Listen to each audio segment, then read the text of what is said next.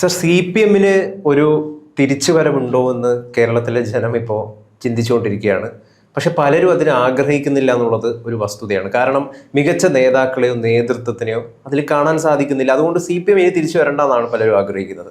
പക്ഷെ ഇവിടെ ഇടതുപക്ഷം നിലനിൽക്കണമെന്ന് എല്ലാവരും ആഗ്രഹിക്കുന്നുണ്ട്. നമ്മുടെ മുഖ്യമന്ത്രി പോലും പറഞ്ഞു ഇടതുപക്ഷം കേരളത്തിൻ്റെ അനിവാര്യമാണ്. പക്ഷെ ഇടതുപക്ഷം നിലനിൽക്കണമെങ്കിൽ CPM യഥാർത്ഥത്തിൽ ഒരു അനിവാര്യമാണോ എന്നുള്ളത് പ്രധാനപ്പെട്ടുള്ളൊരു ചോദ്യമാണ്.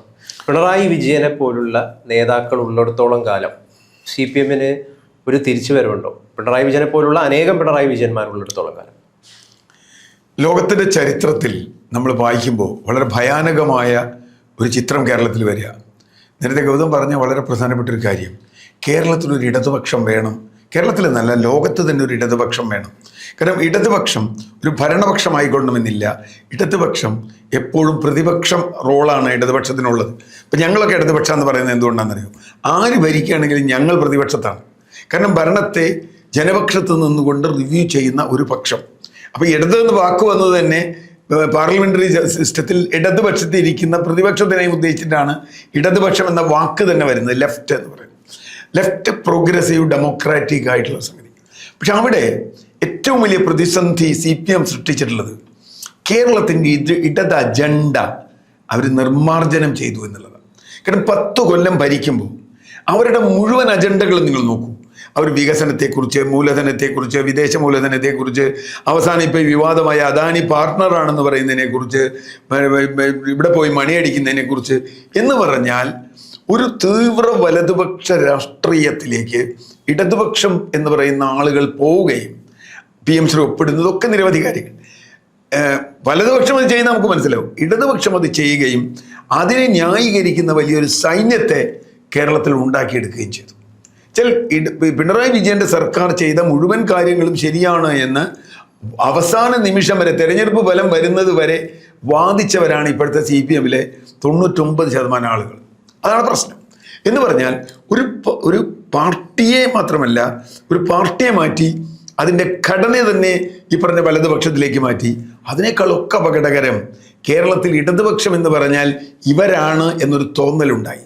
അദാനി പാർട്ട്ണറായ PMC ഒപ്പിടുന്ന ഒരു ഇടതുപക്ഷം എന്ന് പറയുമ്പോൾ തന്നെ അതിലൊരു പരിഹാസ്യതയുണ്ട്. അപ്പോൾ അവർക്കത് റെസിസ്റ്റ് ചെയ്യാൻ പറ്റിയില്ല. അങ്ങനെ വന്ന നിരവധി വിഷയങ്ങൾ.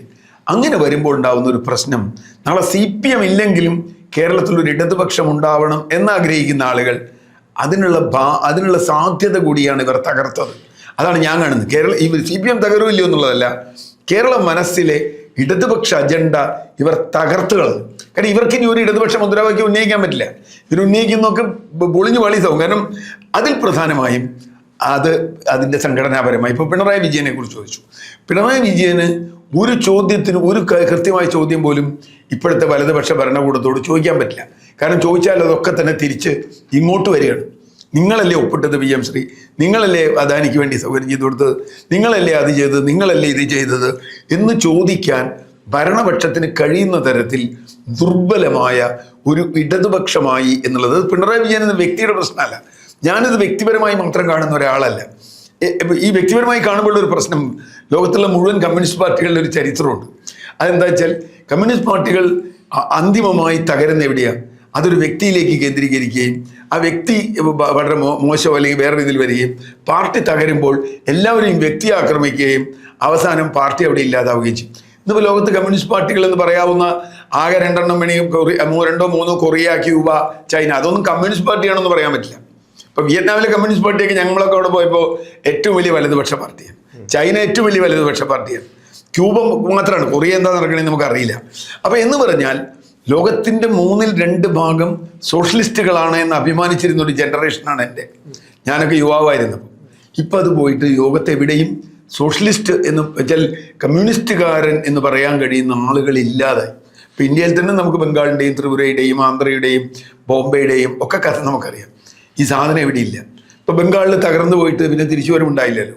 എത്രയോ കാലമായി. ഇപ്പോഴും എത്ര പഞ്ചായത്ത് മെമ്പർമാർ അവിടെ ഉണ്ടെന്ന് എനിക്കറിയില്ല. MLA ഇല്ല, MP ഇല്ല, ഒന്നുമില്ല. രാജ്യസഭയിൽ നിന്ന് പോലും ഒരു മെമ്പർ ഇപ്പോൾ ബംഗാളിൽ നിന്നില്ല, ത്രിപുരയിൽ നിന്നില്ല. അപ്പം ഇനി ആകെ ഉള്ളത് എവിടെയാണ്? കേരളത്തിലാണ്. അപ്പോൾ കേരളത്തിൽ മാത്രമായി നിൽക്കുമോ? അതിനെ CPM എന്ത് ചെയ്യും? എന്ത് ചെയ്യാൻ കഴിയും? CPM നിലനിൽക്കണമെങ്കിൽ എന്നുള്ള ചോദ്യം അതിനകത്തും തന്നെ വന്നു. പക്ഷേ കുഴപ്പം എന്താ വെച്ചാൽ അതിനകത്ത് അങ്ങനെ ചോദിക്കാൻ പറ്റിയ ആരും ഇല്ലാതാക്കിയെന്നുള്ളതാണ്. ഐഡിയോളജിയെ മാത്രമല്ല പാർട്ടിയെയും അങ്ങനെ മാറ്റിയെടുത്തു. പാർട്ടിയെ മാറ്റിയെടുത്തു എന്ന് പറഞ്ഞാൽ നേതാവിനെ ചോദ്യം ചെയ്യുന്നവർ ഇല്ലാത്ത പാർട്ടി, ചോദ്യം ചെയ്താൽ അവർ പുറത്താവുന്ന പാർട്ടി. ഇതാണ് ഞാൻ നേരത്തെ പറഞ്ഞ സോവിയറ്റ് യൂണിയൻ അടക്കമുള്ള അല്ലെങ്കിൽ പോളണ്ടിലും ചെക്കോസ്ലോവാക്യയിലും ഒക്കെ ഉണ്ടായ സംഭവം ഇതാണ്. കമ്മ്യൂണിസ്റ്റ് പാർട്ടി ഒരു നേതാവിലേക്ക് വരികയും അത് സംഘടനാപരമായി തകർന്നുകയും ചെയ്യും. മൂന്നാമത്തെ പ്രശ്നം അവരുടെ സംഘടനാ രീതി തന്നെ. ഇപ്പോൾ കേന്ദ്രീകൃത ജനാധിപത്യം എന്നതാണ് കമ്മ്യൂണിസ്റ്റുകാർ പറയുന്ന ഒരു സംഗതി.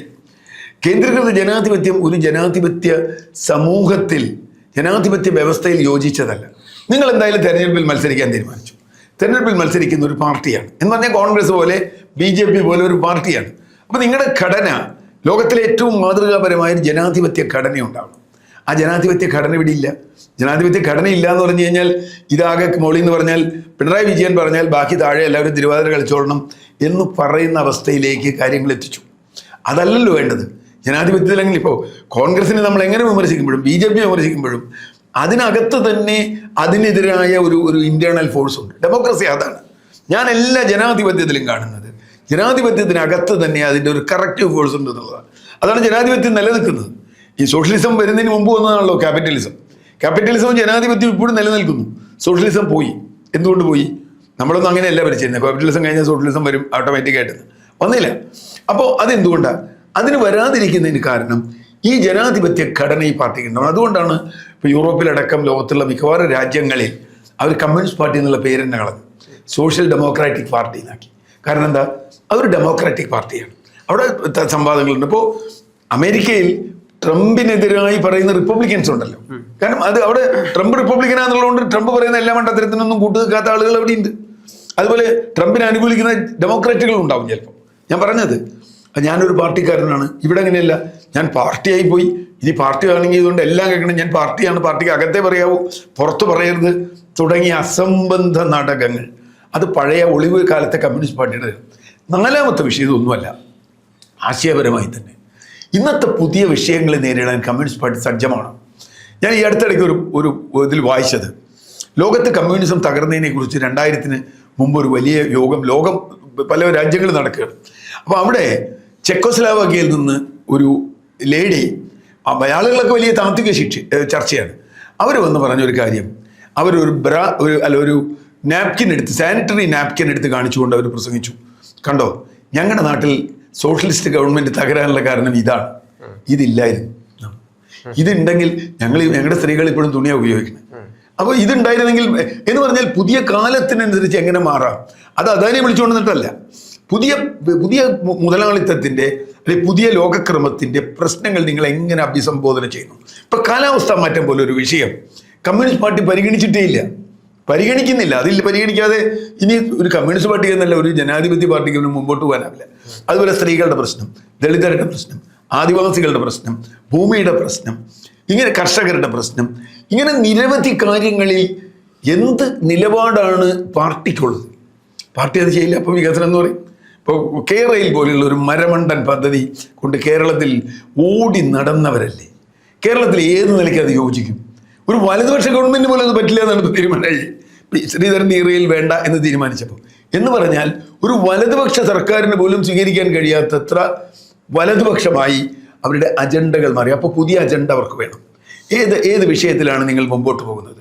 ഇപ്പം എങ്ങനെയാണ് യുവാക്കളുമായി കമ്മ്യൂണിക്കേറ്റ് ചെയ്യുന്നത്? ഏറ്റവും പ്രധാനം അതാണ്. ഒരു കാലത്ത് കമ്മ്യൂണിസ്റ്റുകാരാണ് യുവാക്കളുമായി ഏറ്റവും നന്നായി കമ്മ്യൂണിക്കേറ്റ് ചെയ്തത്. ഇതിപ്പം CPM-നെക്കാട്ടിലും മികച്ച രീതിയിലുള്ള വലതുപക്ഷ പാർട്ടികൾ നമ്മുടെ നാട്ടിലുണ്ട്. അങ്ങനെ ഒരു ഘട്ടത്തിൽ എന്തിനാണ് യഥാർത്ഥത്തിൽ CPM? മറ്റു ആളുകൾ മതിയല്ലോ. CPM യഥാർത്ഥത്തിൽ പുലർത്തേണ്ട ഒരു രാഷ്ട്രീയമുണ്ട്. അത് പുലർത്തുന്നില്ലെങ്കിൽ പിന്നെ CPM-ന്റെ ആവശ്യം എന്താണ്? അല്ല, ഞാനൊരു പാർട്ടിയുടെ പേരിലല്ല പറഞ്ഞു. CPM എന്നോ CPI എന്നോ ഇനി വേറെ ML എന്നോ എന്ത് വേണമെങ്കിൽ പറഞ്ഞോളൂ, പാർട്ടിയുടെ പേരിലല്ല. ഇപ്പം നിലവിലുള്ള CPM-ന് നിലനിൽക്കാമോ എന്ന ചോദ്യത്തിനുള്ള ഉത്തരമാണ് ഞാൻ പറഞ്ഞത്. അത് നിലനിൽക്കണമോ? എന്തിനു നിലനിൽക്കണം? നിൽക്കണമെങ്കിൽ അത് ഈ പേരല്ല, ഈ രീതിയിൽ പറ്റില്ല. അതിൻ്റെ സംഘടനാ രീതി മാറ്റണം, അതിൻ്റെ ആശയപരമായ സമീപനം മാറ്റണം. ഇന്നുള്ള ഒരു ആശയം വെച്ച് അവർക്ക് മുമ്പോട്ട് പോകാൻ പറ്റില്ല. ഇതിപ്പോൾ എന്തിനാണ് ഇടതുപക്ഷം എന്താ ജനങ്ങളോട് പറയുന്നത്? ഇടതുപക്ഷത്തിന് എന്താ ഈ പ്രതിപക്ഷത്തിരിക്കുമ്പോൾ വർത്താനം പറയണതല്ല ഇടതുപക്ഷം. ഭരണത്തിലേറുമ്പോൾ ഇടതുപക്ഷം എന്ത് വർത്താനം പറഞ്ഞ് ഇവിടുത്തെ ഏത് വലതുപക്ഷ രാഷ്ട്രീയത്തെക്കാളും വലതുപക്ഷമായി വലതുപക്ഷ അജണ്ട അവർ കൊണ്ടുവന്നു. അതാണ് ഞാൻ തുടക്കത്തിൽ പറഞ്ഞു. കേരളത്തിൻ്റെ അവരുടെ അജണ്ട പോട്ടെ, കേരളത്തിൻ്റെ ഇടതുപക്ഷ അജണ്ട തകർത്തു എന്നുള്ളതാണ് ജനങ്ങളുടെ ഉള്ള വിശ്വാസം, ഇടതുപക്ഷത്തിലുള്ള വിശ്വാസം. ഇടതുപക്ഷം എന്ന് പറഞ്ഞ് CPM വിശ്വാസമല്ല ഞാൻ പറഞ്ഞത്, ഇടതുപക്ഷത്തിൽ. അതുപോലെ അഴിമതിയുടെ കാര്യത്തിൽ, അതുപോലെ എന്താ പറയുക, രക്തസാക്ഷി ഫണ്ട് വരെ വെട്ടിച്ച് തിന്നുന്നു, സഹകരണ സംഘങ്ങളിലെ കൊള്ള, ശബരിമലയിലെ കൊള്ള, PSCയിലെ കൊള്ള, ഇതൊക്കെ നടത്തുന്നതിന് അംഗീകൃതമായ കമ്മ്യൂണിസ്റ്റ് പാർട്ടിയെ അധികാരപ്പെടുത്തിയിരിക്കുന്നു കുറേ ആളുകളെ, അല്ലെങ്കിൽ അവരുടെ അധികാരം ഒരു ദുരുപയോഗം ചെയ്തിരിക്കുന്നു. ജനങ്ങൾ പിന്നെ എന്ത് ഇടതുപക്ഷത്തെക്കുറിച്ച് സംസാരിക്കണ്ടേ? നമ്മൾ നീറ്റ് പരീക്ഷയിലെ തട്ടിപ്പിനെ കുറിച്ച് നമ്മൾ പറഞ്ഞു. അതേപോലെ തന്നെയല്ലേ കേരളത്തിൽ PSC ലക്ഷക്കണക്കിന് ആളുകൾ ഒരു LD ക്ലർക്കിന്റെ പരീക്ഷയ്ക്ക് എഴുതുന്ന ഒരു സ്ഥലമായി കൊച്ചു കേരളം. അവിടെ അവർക്ക് ആ സിസ്റ്റത്തിൽ അവർക്ക് വിശ്വാസം ഇല്ലാതാക്കുന്ന തരത്തിലല്ലേ കാര്യങ്ങൾ പോയത്. അതാണ് പ്രശ്നം. അല്ല, ഇവിടെ സാർ അപ്പോൾ നമ്മൾ നിർത്തുമ്പോൾ ചോദിക്കാനുള്ളത്, പിണറായി വിജയനെ നന്നാക്കലാണോ CPM-നെ തിരിച്ചു കൊണ്ടുവരാൻ ചെയ്യേണ്ടത് എന്നുള്ളതാണ്, അതോ? ഒരിക്കലുമല്ല. പിണറായി വിജയനെ നന്നാക്കാൻ, അങ്ങനെ ഒരാളെ നന്നാക്കലോ ചീത്തയാക്കലോ എനിക്ക് പ്രശ്നമല്ല. അങ്ങനെ നന്നാക്കാനും പറ്റില്ല, കാരണം അദ്ദേഹത്തിനും കുറേ പ്രായമായില്ലേ. ഇപ്പം അദ്ദേഹത്തെ നന്നാക്കാൻ നമ്മൾ നോക്കിയിട്ട് കാര്യമില്ല. പിണറായി വിജയന് പകരം വേറെ ആരെങ്കിലും കൊണ്ടുവന്നിട്ടും കാര്യമില്ല. കാരണം പിണറായി വിജയൻ്റെ അതേ രീതിയിൽ കാര്യങ്ങളെ കാണുന്ന, വലതുപക്ഷ രാഷ്ട്രീയം കാണുന്ന, അതേ രീതിയിൽ മാധ്യമങ്ങളെ കാണുന്ന, അതേ രീതിയിൽ ജനാധിപത്യത്തെ കാണുന്ന. അപ്പം അതാണ് പാർട്ടിക്ക് പറ്റിയൊരു പ്രശ്നം. എന്നുവെച്ചാൽ ആര് പിണറായി വിജയനെ റീപ്ലേസ് ചെയ്യുന്നുള്ള ചോദ്യത്തിന് ഉത്തരമില്ല, അവർക്ക് ഉത്തരമില്ല. ആ ഉത്തരം ഇല്ലാത്തപ്പോൾ പ്രശ്നം. ആരെ കൊണ്ടുവന്നാലും ഇതിനേക്കാൾ പ്രശ്നമാവും. മാത്രമല്ല, വിദ്യാർത്ഥി നേതാക്കൾ വരെ ഏതാണ്ട് പിണറായിയുടെ ഫോട്ടോ കോപ്പി ആയിട്ടാണ് വളർന്നു വന്നിട്ടുള്ളത്. അല്ലാതെ ജനങ്ങളുമായി നന്നായി സംവദിക്കാൻ കഴിയുന്ന, മനുഷ്യത്വപരമായി ജനാധിപത്യപരമായി സംവദിക്കാൻ കഴിയുന്ന ഒരു നേതൃനിരയില്ല. അതാണ് ജനാധിപത്യത്തിന് കൊണ്ട്. ഞാനിപ്പോൾ കോൺഗ്രസിലും BJPയിലും ഒക്കെ തന്നെ അങ്ങനെ ഒരു യുവനിര വളർന്നു വരുന്നുണ്ട് അവരുടേതായി. പക്ഷെ CPM-ൽ അതില്ല. എല്ലാവരും പിണറായി വിജയന്മാരാണ്. യുവനിരയില്ല, എല്ലാവരും പിണറായി വിജയന്മാരാ. യുവനിരയുണ്ട്, അവരൊക്കെ പിണറായി വിജയന്മാരാണ്. ആണ് പ്രശ്നം. അതായത് ജനങ്ങളെ ആകർഷിക്കാൻ പറ്റുന്ന നേതാക്കളില്ല, നേതാക്കളുമില്ല, അജണ്ടയില്ല. അത് ഞാൻ പറഞ്ഞു, നേതാക്കൾ മാത്രം പോരാ. അങ്ങനെ ഒരു നേതാവിനെ നിങ്ങൾ പുറത്തുനിന്ന് കൊണ്ടുവന്നിട്ട് കാര്യമില്ല. എന്ത് അജണ്ടയാണ് ജനങ്ങളുടെ മുമ്പിലേക്ക് വയ്ക്കുന്നത്? ഇപ്പൊ സതീശൻ അത് പറഞ്ഞു, സതീശൻ ഇങ്ങനെ പറഞ്ഞു എന്ന് പറഞ്ഞൊന്നും അല്ല, ഇടതുപക്ഷത്തിന് അജണ്ട വരേണ്ടത്. ഇപ്പം VD സതീശൻ തന്നെ പറയുന്നത് ഞാൻ ലെഫ്റ്റ് നെഹ്റുവിനാണ് എന്നുള്ളതാണ്. അദ്ദേഹം തന്നെ ഇതിനിടയിൽ ഏറ്റവും മനോഹരമായിട്ടുള്ളൊരു കാര്യം പറഞ്ഞു. കഴിഞ്ഞ ദിവസങ്ങളിലൊക്കെ എനിക്കെതിരെ നടന്നിരുന്ന വിമർശനങ്ങളെ ഞാൻ ആസ്വദിക്കുകയായിരുന്നു എന്നാണ് അദ്ദേഹം പറഞ്ഞത്. അത് വളരെ പ്രധാനപ്പെട്ടുള്ളൊരു കാര്യം, വിമർശനങ്ങൾ ആസ്വദിക്കാൻ പറ്റുക എന്നുള്ളത്. നിങ്ങൾ നിരന്തരമായിട്ട് എന്നെ വിമർശിക്കണമെന്നും കഴിഞ്ഞ ദിവസങ്ങളിൽ അദ്ദേഹം പറയുകയൊക്കെ ചെയ്തു. അപ്പോൾ പല ഘട്ടങ്ങളിൽ അദ്ദേഹം ഇടതുപക്ഷത്തിൻ്റെ സ്വഭാവം സ്വീകരിക്കുന്നതായിട്ട് നമ്മൾ കണ്ടു.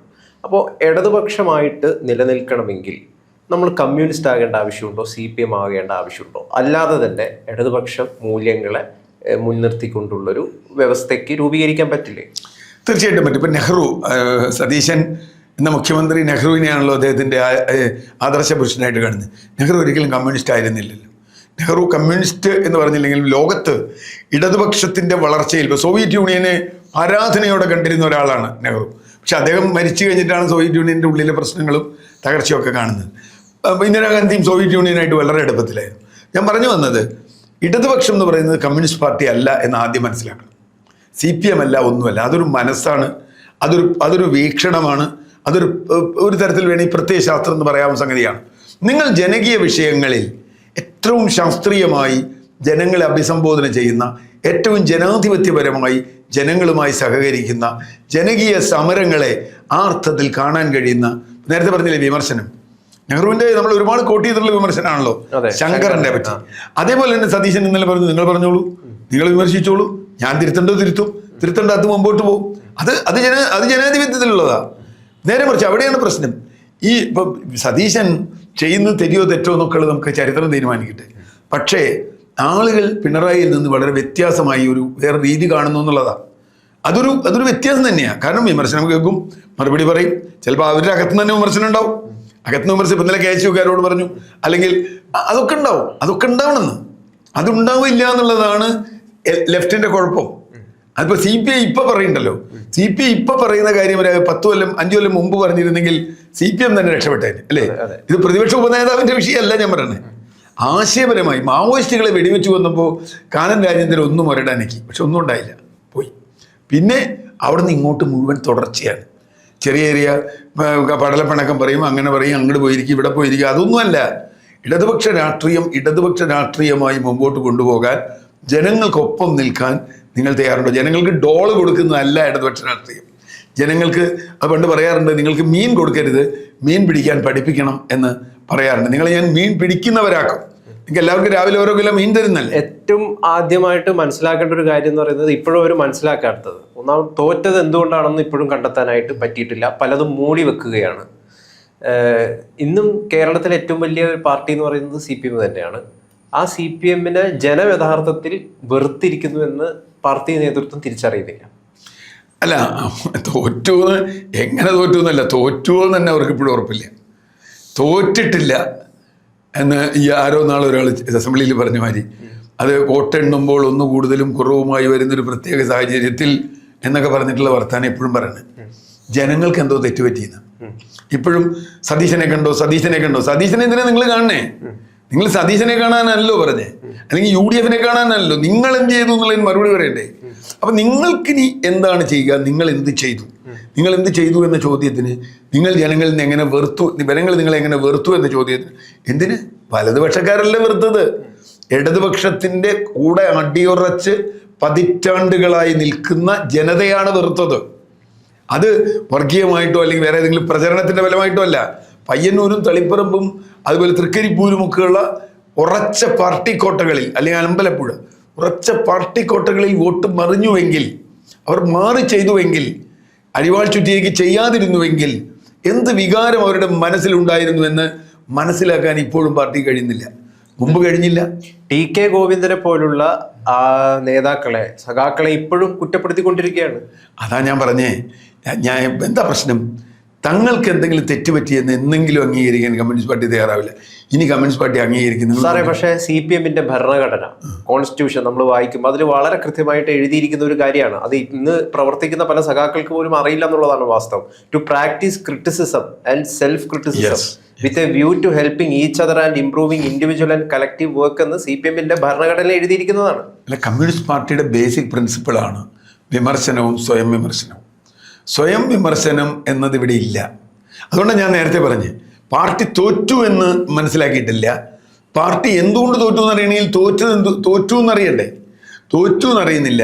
മാത്രമല്ല, എന്തോ മറുപക്ഷത്തുള്ള ആളുകളുടെ കുഴപ്പം, ജനങ്ങളുടെ കുഴപ്പം, മാധ്യമങ്ങളുടെ കുഴപ്പം, അതുകൊണ്ട് തോറ്റു എന്നാണ്. ജനാധിപത്യത്തിൽ ആദ്യം വേണ്ട ഒരു കാര്യം തോൽവി അംഗീകരിക്കുക എന്നുള്ളതാണ്. ഞങ്ങൾ തോറ്റു. ഒരു കളി തോറ്റാൽ, നമ്മൾ ഫുട്ബോൾ കണ്ടുകൊണ്ടിരിക്കുകയല്ലേ, കളി തോറ്റാൽ ഉടനെ റെഫറി അവരെ അനുകൂലിച്ചുകൊണ്ട് തോറ്റു, എൻ്റെ ടീം തോറ്റു എന്ന് പറയുന്നൊരു രീതി ഉണ്ടല്ലോ. ആ രീതിയിൽ നിങ്ങൾക്ക് മുമ്പോട്ട് പോകാനാവില്ല. അങ്ങനെ മുമ്പോട്ട് പോയാൽ നിങ്ങൾക്ക് കറക്ഷൻ പറ്റില്ല. ഇതിവിടെ പോയി പറഞ്ഞതുപോലെ ഒരു രേഖ ഉണ്ടാക്കുന്നു, താഴെ നിന്നൊരു രേഖ ഉണ്ടാക്കുന്നു, സംസ്ഥാന സെക്രട്ടറിയേറ്റ് രേഖ വയ്ക്കുന്നു, സംസ്ഥാന കമ്മിറ്റി അത് തള്ളുന്നു, വേറൊരു രേഖ ഉണ്ടാക്കി കേന്ദ്ര കമ്മിറ്റിക്ക് കൊടുക്കുന്നു. ഇത് എന്താ ഇതിലുണ്ടായേ? ഇത്രയും കഴിഞ്ഞിട്ട് ജനങ്ങൾക്ക് മനസ്സിലായോ എന്തുകൊണ്ട് തോറ്റു എന്ന് അവർക്ക് മനസ്സിലായോ? അവർക്ക് മനസ്സിലായെന്ന് ജനങ്ങൾക്ക് മനസ്സിലായോ? ഇത് മൂന്ന് പറയണ്ടേ? അവർക്ക് മനസ്സിലായി എന്ന് ജനങ്ങൾക്ക് മനസ്സിലാവണ്ടേ? ഇല്ലല്ലോ. എന്തായാലും CPM ഇത്തരത്തിലുള്ള നടപടികൾ BJP തന്നെയാണല്ലോ സഹായിക്കുന്നത്. തീർച്ചയായിട്ടും കേരളത്തിൻ്റെ സാമൂഹ്യ ഘടനയിൽ CPM ഉണ്ടാവുന്ന ഏത് തകർച്ചയും BJPക്ക് സഹായകരമാവും എന്ന ഏറ്റവും വലിയ ഉത്കണ്ഠയാണ് നമുക്കുള്ളത്.